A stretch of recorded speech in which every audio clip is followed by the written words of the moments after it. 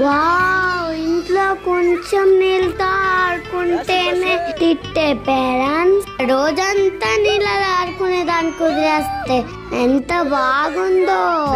ఇలా మేము చాలా బాగా ఆడుకున్నాం, ఎంజాయ్ చేసాం. అక్క వాళ్ళు అన్న వాళ్ళు మాతో చాలా బాగా ఆడుకున్నారు. అత్తోళ్ళందరూ మమ్మల్ని బాగా ఎత్తుకొని బాగా చూసుకున్నారు. మేమందరము ఇక్కడ ఈత నేర్చుకున్నాము, బాగా ఆడుకున్నాము. కళ్ళు చెట్ల మధ్యలో ఉంటే ఎంత సరదాగా ఉందో.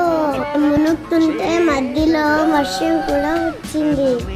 ఇలా నీళ్ళలో మునిగి మునిగి అలసిపోయాము. కోసం వేరి వేరి టేస్ట్ బిర్యానీ చేశారు. Thank you everyone.